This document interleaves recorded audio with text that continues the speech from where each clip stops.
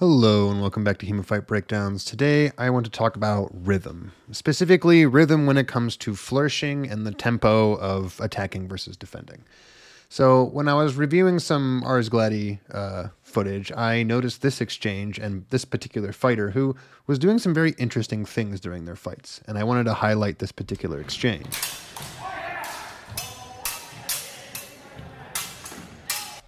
So that was very interesting. Now, I think a lot of people, when they first get into HEMA, one of the first things they do is they stand stock still. And this person is being very active with their blade, even in positions where, they're not in range. These swings aren't really threatening to anything. All he's doing is swinging his blade up and down and addressing the opponent's sword, basically just tapping it. And a lot of people might think that this is just sort of a wasted effort, but I don't think so. And the reason I don't think so has exactly everything to do with the exchange as it plays out once they enter range. Right here, what you notice is that he basically tricks his opponent into fighting on the tempo that he is setting based on the taps, the continual rhythmic taps of the swords. So if we go back and we break it down step by step, we see tap, tap, tap, tap. We feel that rhythm, right?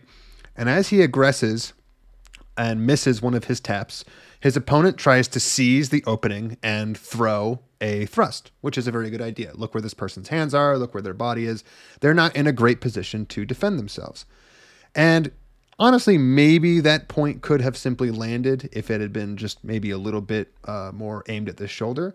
But the point here is that if we go back, and it's hard to see in slow-mo, is that every single one of these actions is happening in a rhythm.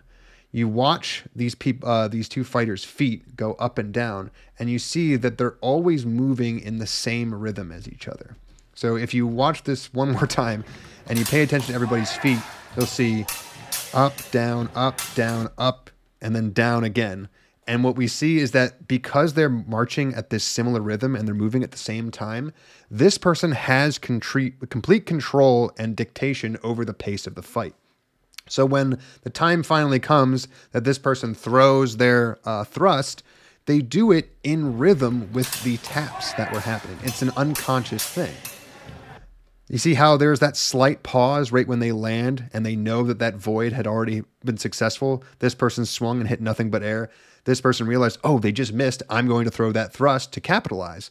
But they did it. They threw that next thrust in tempo with the beats of the sword that were happening before. It's a very subtle thing to notice.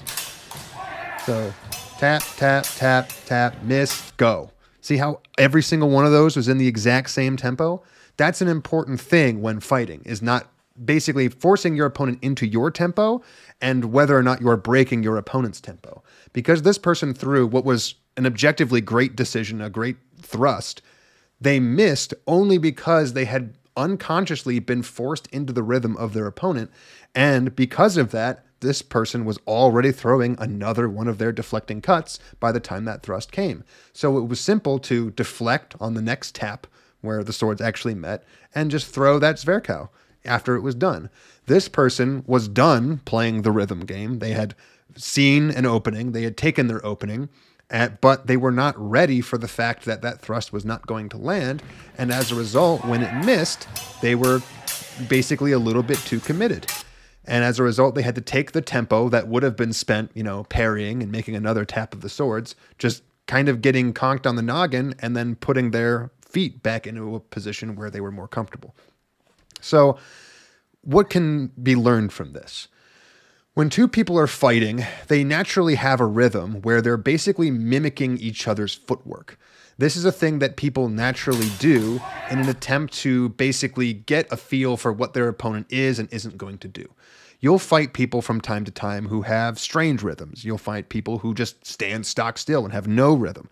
Some people will go to great lengths to set a rhythm and then interrupt it in order to mess with your flow.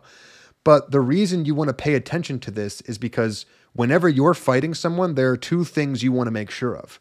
That A, you are forcing them to fight on your rhythm, and B, you are breaking that rhythm to take advantage of what you have forced them to do. And that's exactly what happened in this exchange.